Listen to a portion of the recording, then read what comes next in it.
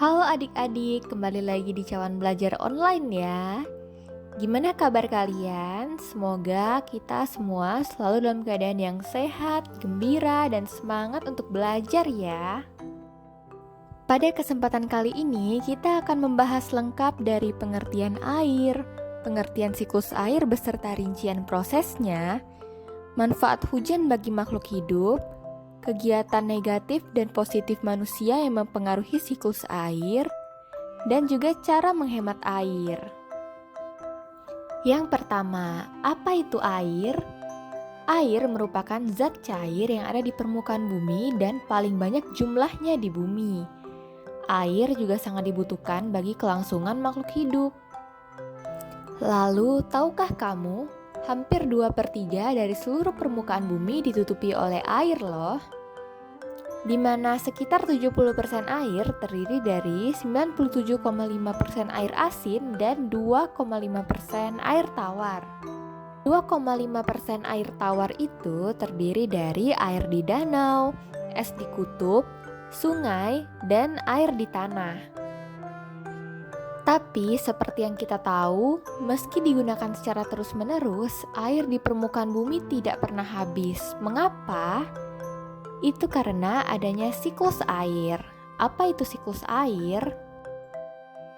Siklus air atau yang disebut juga siklus hidrologi merupakan proses perputaran air yang terjadi secara terus-menerus dari permukaan bumi ke atmosfer dan kembali lagi ke permukaan bumi. Tahapannya terdiri dari evaporasi dan transpirasi, kondensasi, presipitasi, dan infiltrasi. Apa sajakah pengertian dari tahapan-tahapan tersebut?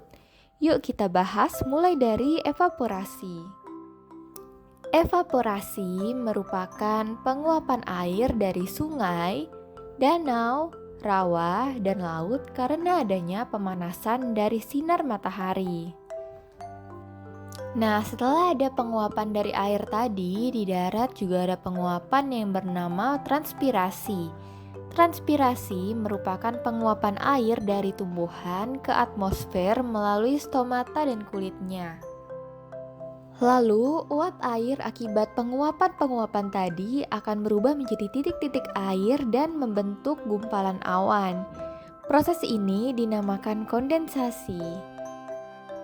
Lalu setelah awan semakin memberat, terjadilah peristiwa presipitasi yang merupakan proses turunnya air hujan karena awan tidak mampu lagi menampung titik-titik air. Bentuk presipitasi yang jatuh ke permukaan bumi dapat berupa air hujan, salju, kabut, embun, dan hujan es. Lalu setelah hujan turun, terjadilah proses infiltrasi, yaitu proses menyerapnya air hujan ke dalam tanah.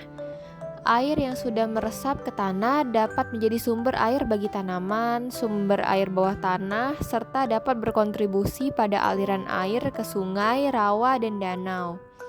Nah, sekarang setelah mengetahui tahapan-tahapan dalam siklus air, kita akan membahas apa saja manfaat hujan bagi makhluk hidup ya.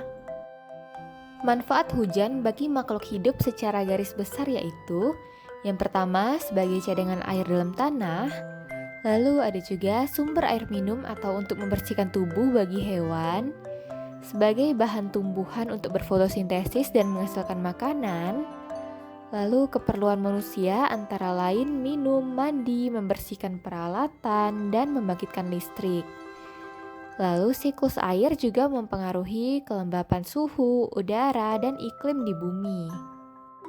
Selanjutnya, kita akan membahas kegiatan manusia yang mempengaruhi siklus air. Kita mulai dengan kegiatan yang negatif ya. Yang pertama adalah pembangunan lantai beton. Permukaan tanah yang ditutup aspal atau beton dan dibangun perumahan serta gedung bertingkat dapat mengurangi kemampuan tanah untuk menyerap air. Yang kedua, pencemaran udara. Asap pabrik dan kendaraan bermotor dapat menghasilkan gas buangan yang mencemari udara, seperti gas sulfat dan nitrat. Zat-zat pencemar ini bereaksi dengan uap air di atmosfer dan turun sebagai hujan. Hujan asam berbahaya karena mencemari air di permukaan bumi, merusak tumbuhan, dan melapukkan batuan. Yang ketiga, pengambilan air tanah secara berlebihan. Pengambilan air tanah secara berlebihan tanpa diiringi dengan jumlah masuknya air ke dalam tanah dapat mengurangi cadangan air tanah. Hal itu juga dapat mengakibatkan menurunnya permukaan tanah. Lalu ada penggundulan hutan. Penggundulan hutan menyebabkan berkurangnya jumlah pohon sehingga jumlah air yang tersimpan di tanah juga berkurang. Hutan yang gundul akan mengurangi kemampuan tanah menyerap air dan dapat menimbulkan tanah longsor. Lalu selanjutnya, kegiatan positif manusia yang mempengaruhi siklus air seperti reboisasi atau penanaman kembali hutan yang gundul. Manusia menanam tumbuhan di berbagai tempat untuk membantu menjaga daur air dan kadar pelepasan uap air melalui transpirasi tanaman ke atmosfer. Lalu ada juga menghemat penggunaan air.